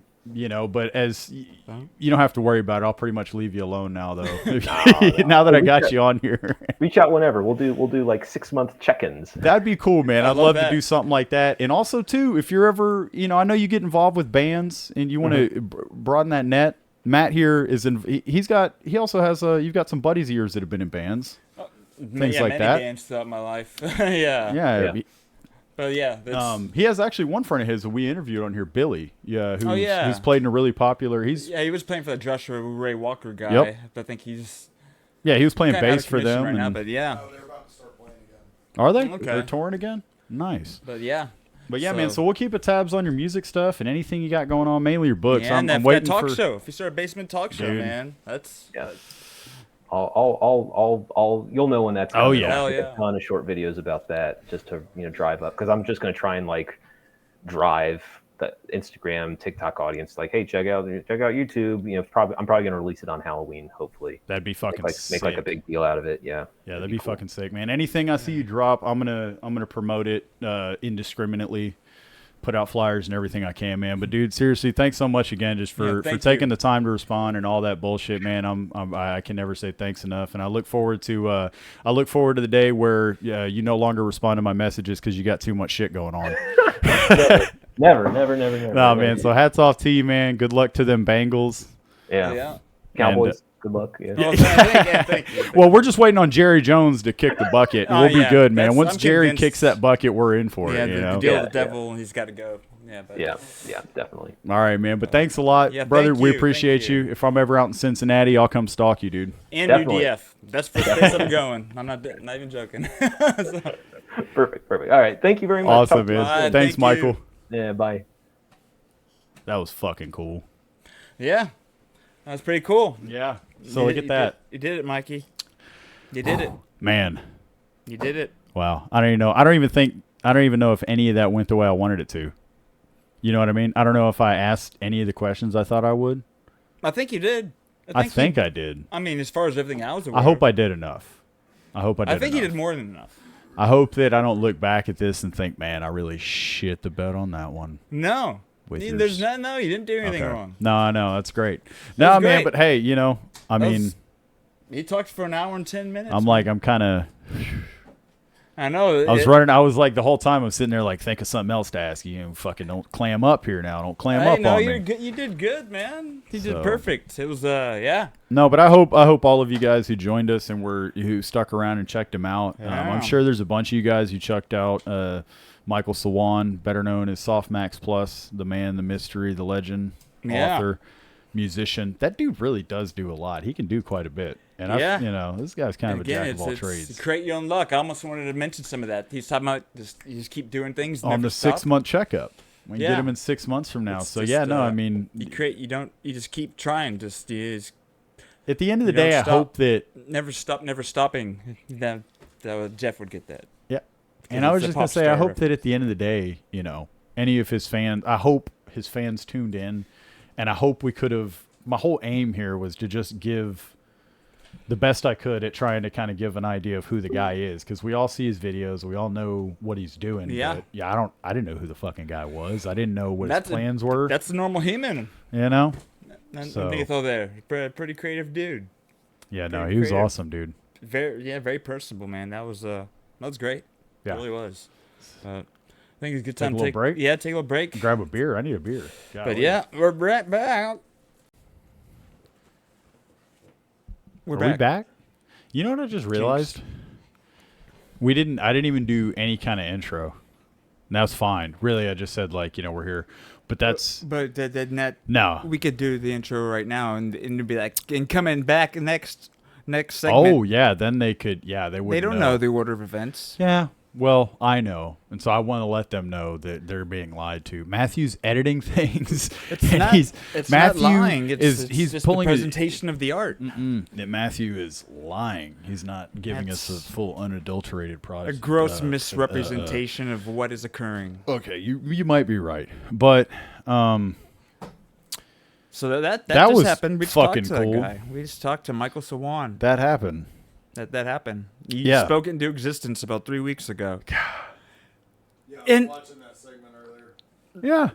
Yeah, it was he spoke into existence, and I was hoping he was gonna show up in the outfit in the game. Oh yeah, but yeah. Talking about his process, Uh-huh. it makes sense now that he'll go out and shoot 4 or 5 hours. Yeah.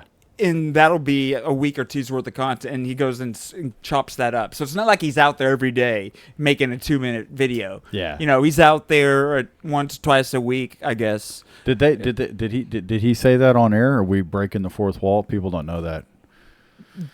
I think that was before the podcast where we recorded. I don't know. I think it was. I don't think it was. I guess we'll find out. That'll be funny. That would ruin him. He's like, we had a great He's podcast. like, things were going great, so people knew how little I worked. He's like, now they know how this shit works. They don't think they're supposed to think I'm really a clown all the time. That's what I'm saying. Because it's like for him to get off the improv and get home and then put up on the makeup. So it makes sense that he's just another human, another artist just doing shit. Yeah, absolutely. And that just showed how real he is. That like all these people who do crap is just a guy, and this. Yeah, the internet isn't the reality. I was, it's like you want to meet the movie version of a character, then you meet the actor, and then it's cool. Yeah. It's just I thought it was. I was ready for whatever. I didn't think we were gonna see him in his normal attire that the internet sees him in, just because I knew he, like he had said, he was getting done with rehearsal and stuff. So I figured he was going and turning and burning, and he was trying to knock something out and help get on, be timely. So but either he's way, a dope professional. It didn't matter. His appearance didn't matter because the one thing that was obvious, he was here the entire time. Like he had his attention was totally here, and sounds pretty straight edge. Oh yeah, you think for the stuff that he writes, he does. Straight. But I think obviously he's not a pothead the way he talked about it. It's not for him. No, yeah, but I wouldn't say straight edge. I wouldn't say straight edge. But I just think he's a little more reserved. Yeah, I just think he drinks alcohol. Okay, so not straight edge, but. I think it's one of those things too. You can't do anything to be straight edge. One is our first time hanging out with the guy, so that's just you. That's what you saw. Yeah, exactly. I had no idea what to expect, but he was he seemed like a cool dude to hang out with. Yeah, he was the coolest dude, I'd say. Again, man, just coming from. It all seems a little surreal, and also too, after being done with it, I realized too how much I guess I was nervous or anxious about it. It's funny you say that because I remember yesterday, even the day before sending text, that was the anticipation building, getting excited. No. You're like, oh, not really. Which I was like, thinking that's good because at the end of the day, it's going to be, you're ready. You know, it's just, you're going to start talking to them and let it unfold. Yeah, it's all a matter of just trying to then, it's like, I'm a guy who, again, I was asking him a question about balance and things. And at the end of the day, I'm a guy who, I cut grass for a living. That's my occupation. I run a lawn care business and I cut grass, and I just had to try and do the best I could to remember all the interesting questions that I had for him, And also, too, I felt like I just wanted to do the best I could to be able to give, because I'm a fan of the guy. And that's what's funny is that I didn't, it's cool for me because it's like, yes, I got somebody on here who is popular in a sense and people, are probably wanting to know about him. But also, too, I got somebody I'm a fan of. And so as a fan, you had really an actual genuine curiosity about this person. And I really just wanted to make sure that I did the best I could to ask the right questions and to be able to let his other fans know, because that's it at the end of the day. Yeah, we're running a little podcast and, people are expecting that we're trying to get views and whatnot. And that's what's funny, too, is that we never even – the fact that we just interviewed him and where we were mindset-wise in our first episode of being like, we'll probably never interview people. We'll just sit on here and talk about whatever we want to talk about. We hadn't even – this was nothing that was ever even on our radar. I just figured, you know what? I'll take a shot. Yeah, I mean, and, just like I'd emailed some different people, and he was responsive. He just identified an interesting person that seemed like he had some momentum coming out of nowhere, and you connected, and he responded. And it was just like, oh, this guy's, again, he talked about how many different things he's done. Just you never give up. You just keep trying. No, and two, it's not only that you don't give up, it's that when one thing fails or doesn't work out the way you thought, don't be afraid to pivot. You're just still exactly pivot and go to something else. And it's like, well, that ain't, it's also something pushing you. It's the universe or whatever pushing you in a way, and you want to do the best that you can. And that kind of comes back to the question of ambition or drive or like, that was season 1 or 2. Remember I was talking about just, people talk about doing things and then actually doing them. Yeah. Is mundane or stupid, like whatever, or people might think. And also, like, because, in the moment I wanted to be like, it's like, Mike, when he said, don't overthink it, whatever. Kind of saying, just get out there and just film it. Like, we can exactly. Talk a plan, he was but saying, no, just get in the gutter. Just get in the gutter, and then you know what I mean? Yeah, to just get out there and just start doing it. Don't overthink it. Yeah, he said turn off like the editor in your brain paralysis by analysis. Yeah, you're saying turn off turn off the editor to where you're not sitting there thinking, oh, we need to do it like this. It's like the creative process is something different, and in order to like. That's at least what I took away is that like the creative process, in order for it to be what it's going to be and something to actually be born and come naturally, you have to turn that part of your brain off that is analytical or thinking, well, no, but I should, and this should, because you don't know what's going to be funny, because you could do something that you didn't even notice. Like he said, he was like about his cameraman, how he was saying about him noticing things and zooming in on things that like I would like that. He would have never seen. The cameraman might be like, oh, I don't even know I was doing that, and it might just be natural. No, because I don't think so. I mean, it might have been natural, but I think he knew, because like he said, he was like I didn't even know that guy was boxing behind me, and he was like, but he just moved over and like got him in the shot, So I thought that was cool. But I think my main takeaway from it all, like, was what he said about when he went to do those improv, or when during that improv class, that guy came in there, they were talking about like doing clown work and stuff. I thought that was really cool. I had never, like, when he started pretty much at that point selling to us what was sold to him about clowns, when he was like, what do you know about clowns and clown work behind it? Yeah, as opposed to just thinking of a clown, but and just saying about like the meaning of it, the fact that it's about you accepting your failures, accepting your your shortcomings and things like that. And it's like, I never really thought about it, but then later on, it's like going through the episode, I realized like that's something that was so, I guess, that's kind of, it's effective and it's working. Whatever because like I said, I feel like subliminally almost, I don't know, it's just cool. Like watching his videos, it comes across like, here's a guy who most people, if you were to tell them, hey man, go put on clown makeup and go ask people questions, they'd look at it like a punishment. But you know what I mean? Yeah. It's like, well, I thought it was interesting because the way he talked about looking for interesting people, it's like you put on the costume of being interesting, and then the people are drawn to you. Yeah. Like he's talking about, he didn't even have to walk up to people. They see a dude dressed in a clown, and just people were talking to. They're like, what are you doing? I like the cut of your jib. People engaging with are naturally going to come up and likely talk to you, is what he's saying. But also, I think, thinking more on what he said about the creative process and that being your editor, I think, and in my mind, really strongly, and especially because writing is obviously, like as a writer, just because I know, like I've dabbled in just like writing something and just almost just like, just start writing. Like, don't overthink it, just write. And it might be like, I don't have anything to write, but just make yourself start writing and don't overthink it. Because he was just, I think in my mind, a lot of the experience he was speaking to. I think he's drawing from his experience writing more, but still applying to everything else. But because he even talked about scrapping the half of that book and coming back to it years later, which is pretty cool. So that book started before he even wrote When in Doubt, and then he went back and finished it. Parasociopath. Was it that he said he went back and finished it, or did he say? I think he said sure. no. I think he said that he wrote. I think he was saying he scrapped the rest of it. Is what he was saying. He said he wrote. I think he said he wrote like the majority of it, and then he scrapped the back half to be like to pretty much like I'm not putting that out. That he Okay, that he I just guess kept I the front. took it as I could be wrong. No, we could both be wrong. Yeah. But I We'll have to check interpreted the it as tape, that he's saying he wrote the whole book, and then he's talking about earlier in reviewing that, and he got through, and he just thought the second half was trash and got rid of it, and then I think did When in Doubt or maybe the other two, and then went back and finished it. So we'll see. Yeah. We'll yeah, see. I think it might have been the other way, but either way, the creative process, is interesting.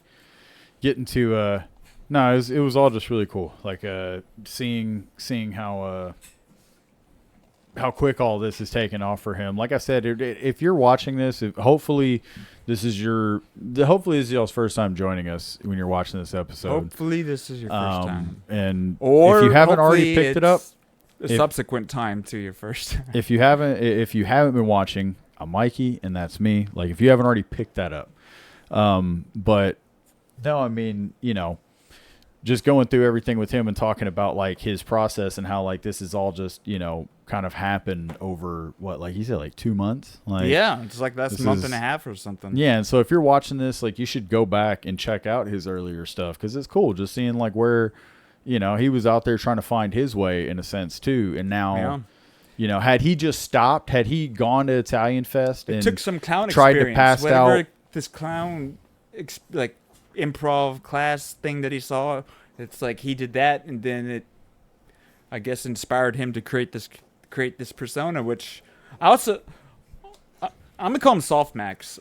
If he hasn't, he should definitely have a name. Or have an established name. I guess maybe culture could pick it. What do you call it? Pop culture pick it. Let the culture dictate that. That's why I'm saying like, Softmax is what comes and to also me. too, I mean, he's already, that's his little thing. He just put that out there, so naturally people are going to call him by that name or something. Yeah, I mean, I always call him Softmax. Yeah, well, his name's Michael Sawan. You could always call that. Well, That'd be a good depends default. on who you're talking about. That'd be a good default. You could just say that. So did you see Michael today? Yeah. I could be talking about you. No, I know who you're talking about. Nobody calls me Michael. I'm Mikey. See? I don't know if Potato agrees. Nah, she agrees.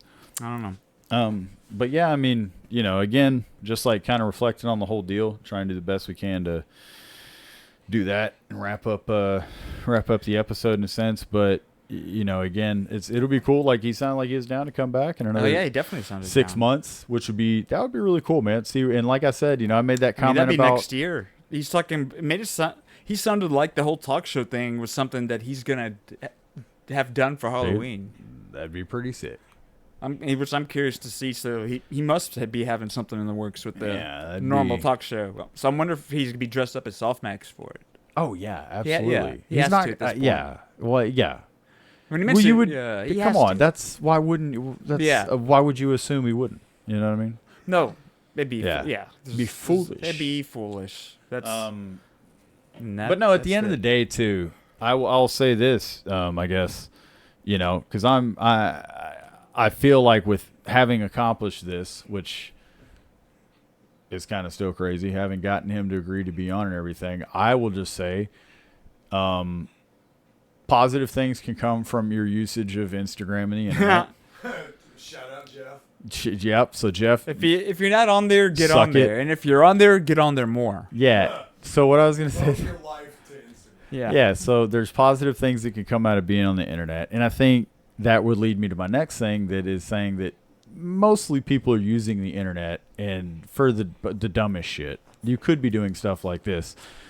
Dressing but up you're like a not. clown talking to people. No, you could be using it to your benefit, whatever that field might be. If you're somebody in network, if you're somebody in law, whatever, trying to reach out to other people in your field or that can assist you, help you, that you're interested in, intrigued by, rather than just There's a scrolling. portal to money. It's like there's somehow actually money. not in even this. that. I I'm know. not- I'm just yeah, saying. I'm At trying- the end of the day. Yeah.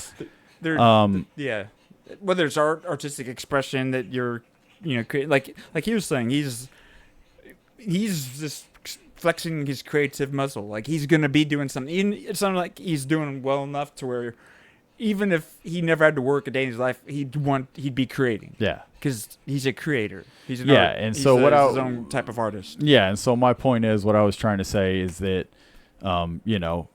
I took a shot and I just messaged him and Yeah, you did. instead of sitting there just saying, hey, nah, he probably wouldn't be interested, whatever, I said, hey, what's the worst the guy's gonna say? He blocked me, and he didn't. He messaged me back, and from the very start, he was like, hey, sorry, man, here's how you buy my books. And just to those of y'all who don't know, I had just found him like the rest of y'all on the internet, and I was like, hey, man, how do I buy your books? He's, I found a link in his bio, but before, by the time I found the link, he had messaged me and was like, hey, man, I got a link in my bio, buy them there. And I bought the books, and then they hadn't even gotten to my house. I hadn't even read them yet, but then I had the thought, I was like, you know what? Why don't I ask the guy to be on the podcast? Yep. And I just said, screw it. And so with all that being said, my reason for bringing that up is that it's like, don't be afraid to just take a shot. Put yourself out there. Yeah, put yourself out there and, put yourself on the line. And I'm sure that number one, you'll rise to the occasion. And number two, it's not as daunting as you thought. Yeah. You just have to take that step. Yeah, and like he said too, you One got foot in to front of the almost like other. how you were saying about you got to cut off the editing part of your brain. Yeah, don't hold yourself back. Just do it. Just get out. Just like us, our very first episode. It looks so crappy, but he's like, just start. We just got to start doing it. Absolutely. And then as you do it, you refine naturally, and then you'll just look continuous improvement if you truly care about it. Yeah. If you actually care and have somewhat of a passion or intent to do something of value, you'll continually refine it, but don't refine it so much that you don't do anything. Yeah. So So it's a what balance. about you? Would you any main takeaway you got from Well, like talking I to said, fellow? it I was mean, how is just- it from your point of view of me just coming to you being like, hey, because how did that start for? I don't even remember how it started. That I'm just like come to you and I'm like, hey, I got this guy. Yeah, basically, if I were having to testify about how we came to interact with and know Michael Sawan, one time Mickey came over and he showed me some guy dressed up like a clown saying interesting stuff and was going on about it, how he thinks that he might have found some dude who's at the beginning of maybe becoming something big and from there, then you just talked about, he's got books and he bought them. And then I feel like a couple days later, you're like, I'm talking to him. He said he'd do an interview. I just feel like all of this just happened in the last 2 days. Yeah. You No, know? I know. It's so I'm crazy. almost like, interesting. Yeah.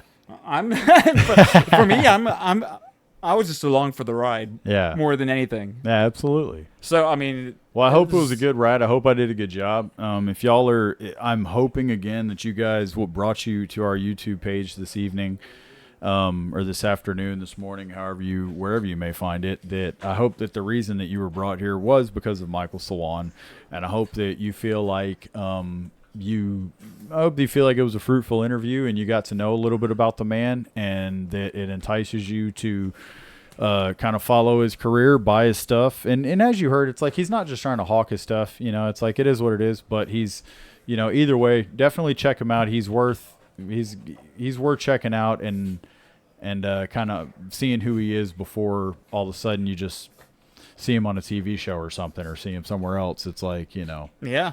like I said, man, I feel like I really do feel like this guy's headed in a really positive place. Yeah, no, he's got momentum and upward trajectory. That's undeniable. And I hope he gets to meet Joe Burrow, man. I hope Joe Burrow. Dude, that's what I'm saying. Watch him at some point on his show. Get Joe, dude, yeah, tag. seriously. Hey, Tag Joe Burrow. yeah, tag Joe Burrow if you watch this. That's what he said. I it thought could it be was a great hilarious. 5 years He from was now. like, Joe be like, hold on, we're gonna pull this video up. He was like, man, he's like, God, I hope Joe never sees that video. That was hilarious, man. That was great. Oh, seriously. man. Tag Joe Burrow in that. Like, Yeah, we need to Joe get- Burrow's going to see that video. Yeah. So I say everybody should tag Joe Burrow. Yeah, he is going to Oh, see yeah, that. Joe Burrow has to see it, man. That'd be, yeah, it'd be funny. That's hilarious. He's sitting here like, oh, fuck. But Hey, yeah, no, it's- he's got his first guest. He should shoot to have Joe Burrow as his first guest. It would be perfect. No, That's but awesome. yeah, man. Oh, this is so. Also, too, normally here on this on our podcast weekly, what we do is we review different movies throughout the years. We started off in 2000, and we've been moving forward. We're supposed to be on like 2015 or 16 this year. I think 16. I think 16. Yeah, 2016 I think is the year we're supposed to be on. However, we're not going to do it this week. We'll pick back It was up a next week. special episode. Yeah, so we had an interview, and we just wanted to kind of spend this episode, you know, talking to Michael Sawan, make this all about him again. And but yeah, next one we'll pick up on the and movies check- from If you 2016 enjoyed, on our check- best check- picks. Check out our prior episodes. You know. Yeah, if you're And don't if be- you like don't be what we did scared. here, go check out our earlier stuff. We'll go ahead and make you aware that while there are a few good ones back there, we're just getting better. We got some good episodes That's what we back tell there. ourselves. You know, So regardless of if it's true. yeah, but there's some fun stuff. There's some funny things. Oh, yeah, there's some I fun say stuff. some stupid stuff in some of those episodes, so that's always good to go hear what dumb shit I had to say. Hey, But again, man, if any of y'all just joined us, and if you're a regular listener and you're coming back again, which I know you are, Caleb You and must Jeff, and Caleb and Jeff and and Brandon, yeah, Brandon, Chris, Chris. Thank you Jonathan guys. Az, Brad, you know, a lot of different people. And anybody else, if it's your first time, if Michael Sawan brought you here tonight, please drop it in the comments. I hope I didn't say this too late and everybody already checked out when he got off of here. But leave in the comments if Michael Sawan brought you here, let us know.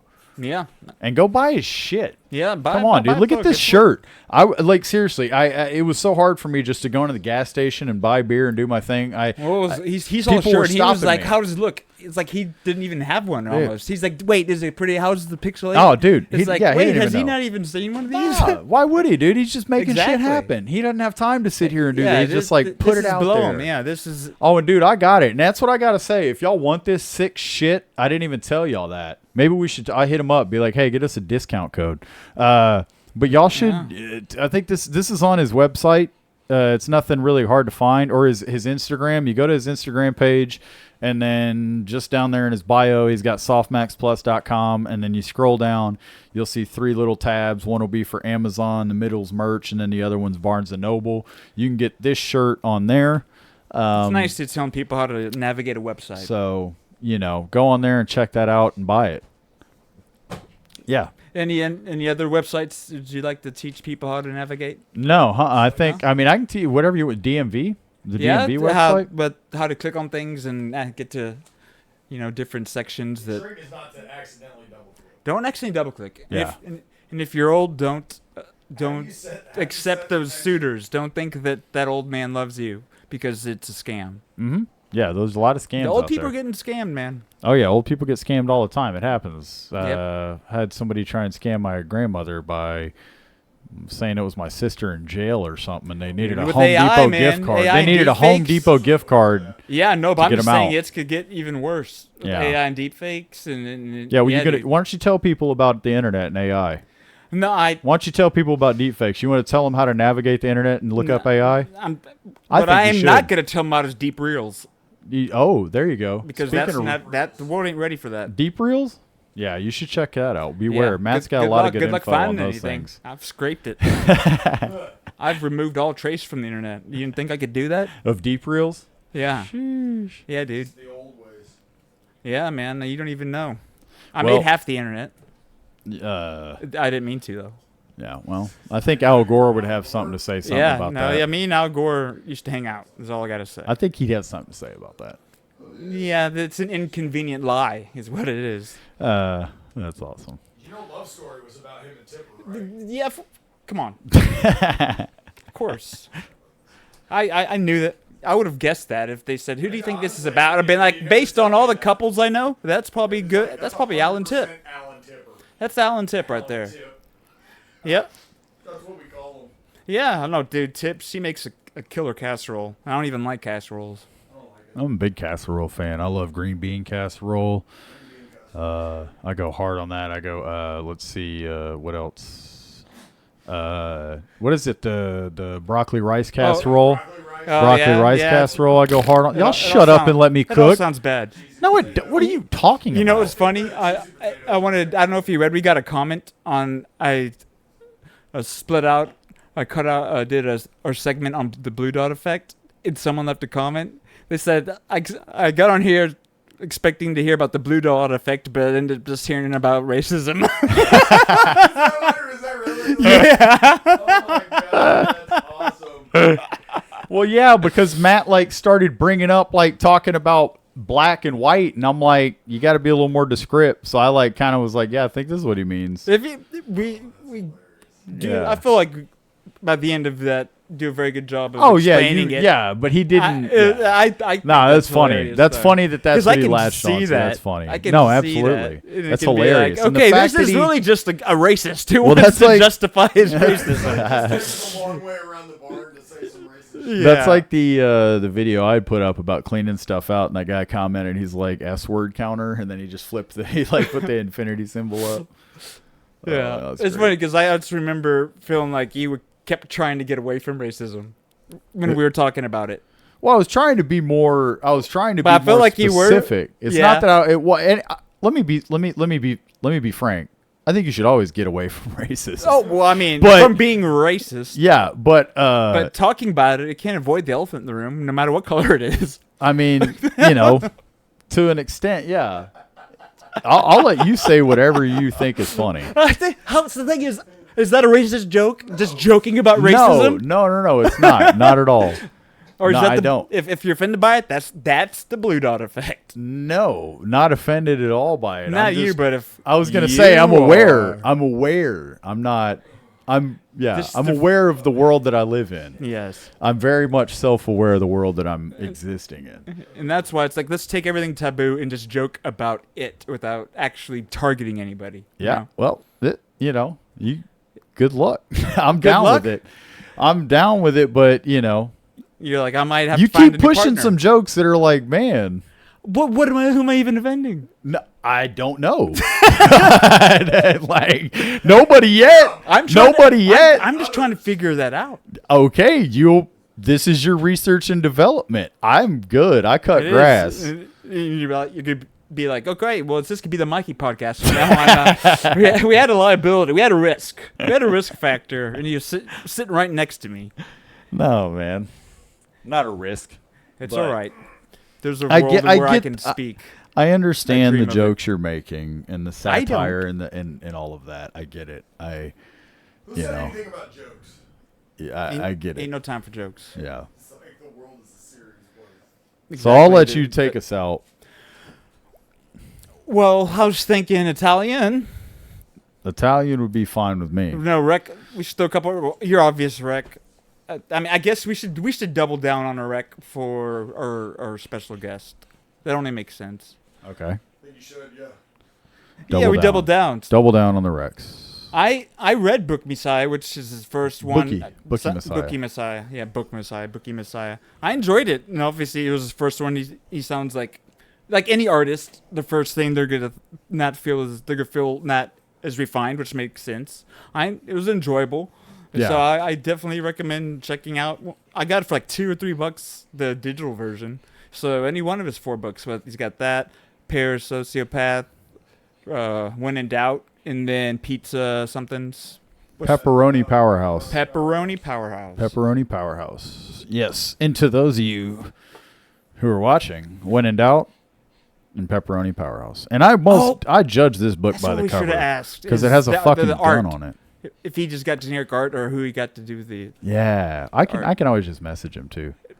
No, we can't ask him any more questions unless. Yeah, that's right. I told him I'd leave him alone. Oh, Yeah, And I we- told him I'd leave him alone. He thought And it I was doesn't matter, kidding. we He was should've- like He was like laughing like, we this didn't guy's ask joking. him if he wanted to I'll ask us follow you." anything. Oh, huh? we did. It didn't matter. but we didn't ask him if there's anything he'd like to ask us. We didn't, and I also forgot to ask him about the improv scene thing in movies because I wanted to prove you wrong. I feel I'm like glad you that would you have known. did you hear him when he said he's kind of out of it on movies and shows and things? He couldn't. Yeah, even but I give mean, director- old stuff he probably would have knew because he's a fan of old stuff. He liked Seinfeld. Watch, I think I'm right. That's okay. You think We'll find out. You think you're right. I It's think okay. I hope that the Yeah. individual thinks they're right in what they're doing. More than likely, some people do. So So you're taking us out for Italian. What was your? Are you gonna give a recommendation? Like I said, take I us thought out. I just did. Oh, did you? We're doubling down on Michael Sawan. Both of us are recommending our Oh. special guest. Yes. Consume his Absolutely. Instagram. Check out his books. There you if go. anything, just check out his Instagram and you'll be entertained. Or it's not like offensive really compared to a all. lot of what's out there. It's Maybe a little thought-provoking. a thought-provoking clown. Yeah, absolutely. Get down with the clown to down on the ground. Seriously, he saw. Maybe we should have asked him about collabing with ICP. Damn it. The ICP collab. Yeah, no, I think It he's. is. I think he's a. I think he's a bit more of the performance art clown and not the. Dude, I can Not the make a circus type strong clown like argument that. that they are just as performance artists as he is. Yeah, I'm sure. Yeah, Yeah, for but sure. he's not part of the dark circus, though. We don't, dude. Watch it be revealed that he's been a part of the dark circus all along. Snap. No way. He's not a part of the dark circus. Dude, what if we found out that he actually is one of the guys on ICP? Yeah, we just talked to Shaggy Too Dope. Yeah. Yeah, no, not at all. Let's not be disrespectful. No, to the dude, he was man, great. the He was myth, a the real legend. dude, and he was SoftmaxPlus. actually just chilling with us, spending time with us, Yeah, letting us pick giving his us brain. the time of day. And that I thought was amazing. So Yeah. that's a cool dude. Yeah, Definitely absolutely. support him. Yeah, so I guess again, recommendation of the week. Don't be a cheapskate. Go on Amazon or whatever it is. You can get them on Kindle. You can get them on Matt's a Kindle fan, so he bought it on Kindle. It's like Yep. $5 on And I think I've Amazon. explained why I like it. Amazon, they're $15. I definitely on want to go Amazon? buy the buy a print version of the book I read now because I Yeah. do like to have that. But as far as making notes, highlighting, looking things up, the efficiency, Yeah.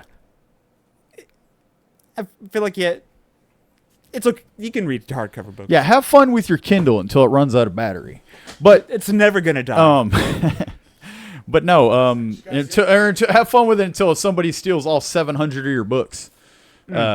But no, yeah, go check out Michael Sawan. Buy it on however you'd like. It really doesn't matter. Yeah. He even said anybody listening that wants to pirate this shit Yeah, and there's put it some on. book pirating site. He literally Put gave in something. He or gave something. permission for people to go pirate this Yeah, and put he it out there. just wants it to be So read. he wants That's you artist. just to read That's it. artist. And again, he's not just doing all this for the money. And he genuinely wants to get his stuff out there. So yeah, recommendation of the week.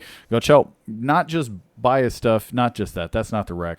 The rec is go check him Yeah, out. consume. Go see some what he's him. selling. Just go give him a like, give him a follow on whatever platform maybe Yeah. you have. Share him with a friend if you think, hey, this friend will find him funny. Share the guy around. Softmax. Yes, get down with Softmax. Yeah, get some Softmax in your life.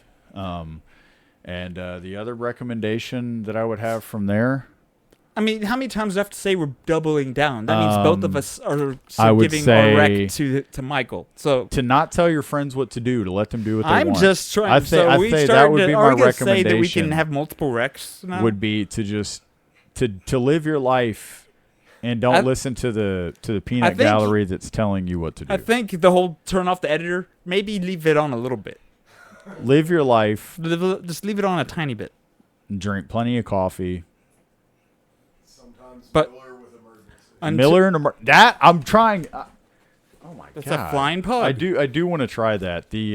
I'm gonna try the Put an Bromosa. emergency. The emergency in the Miller. I'll try it with Coors because that's my beer of choice. But Miller's right here, damn it. but I'll respect his choice of the High Life. There you go. But yeah, man, that was cool. It was very I cool. can't wait to see this guy's TV show. He's got to have a basement talk show, because that's what's gonna be cool. Like he said, he actually wants to have a good basement talk show. And Yeah, I think that's and awesome. to me, it sounded like it's in the works. Yeah, But until then, I would say be be seeing seeing you. you.